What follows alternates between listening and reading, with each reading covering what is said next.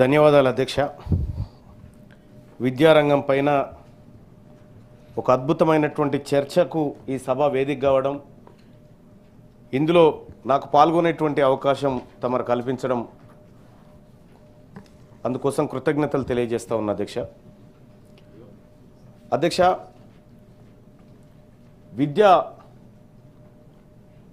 వైద్యం ఇవి రెండు ప్రధానమైనటువంటి డిపార్ట్మెంట్లు అధ్యక్ష. ఈ ప్రపంచాన్ని ప్రభావితం చేసినటువంటి కొందరు మహనీయుల మాటల్ని నేను కోట్ చేయదలుచుకున్నా అధ్యక్ష. నెల్సన్ మండేలా గారు విద్య అనేది ప్రపంచాన్ని మార్చగల అత్యంత శక్తివంతమైన ఆయుధం అని చెప్పిండు. అలాగే మహాత్మా గాంధీ గారు నిజమైన విద్య అంటే వ్యక్తి యొక్క మనస్సు మరియు ఆత్మను వికసింపజేయడం అని చెప్పిండు అధ్యక్ష.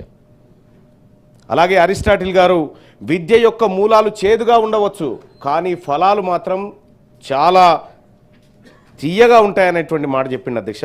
ఎస్ కోదండరామ్ సార్ చాలా విపులంగా అన్ని అంశాలను ఎక్కడెక్కడ విద్య ఎట్లా విధ్వంసం జరిగింది, గతానికి ఇప్పటికీ ఎందుకు మార్పు వచ్చింది అనేటువంటి అంశాన్ని సార్ సభ ముందుకు తీసుకొచ్చినారు. అయితే వాస్తవానికి కోదండరామ్ సారు 1వ తరగతి నుంచి యూనివర్సిటీ దాకా చర్చను తీసుకుపోయాడు. అటు నర్సిరెడ్డి అన్న 1వ తరగతి నుంచి యూనివర్సిటీ స్థాయికి చర్చను తీసుకుపోయినాడు. కానీ నేను యూనివర్సిటీ నుంచి కిందికి వస్తా సార్. భారతదేశంలో ప్రపంచంలోనే మొట్టమొదటి విద్యా సంస్థగా, విశ్వవిద్యాలయంగా చెప్పుకుంటుంది మన దేశంలోనే పుట్టినట్టుంది సార్. చరిత్రలో చూస్తే తక్షశిల అని, నలంద అని అవి మన దేశంలోనే పుట్టినాయి సార్.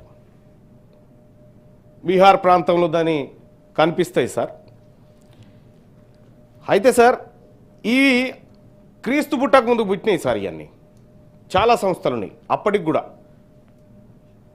కానీ అధ్యక్ష, ఈ దేశంలో ప్రపంచం కంటే ముందు పుట్టినటువంటి ఏవైతే విద్యా వ్యవస్థలు ఉన్నాయో సార్, ఇప్పటికీ ఈ దేశంలో సార్ 30 కోట్ల మందికి చదువు రాదు సార్. ప్రపంచంలో నిరక్షరాస్యులు ఎక్కువ ఉన్నటువంటి దేశం భారతదేశమే సార్. ఈయనే పుట్టినాయి మళ్ళీ ఇవన్నీ.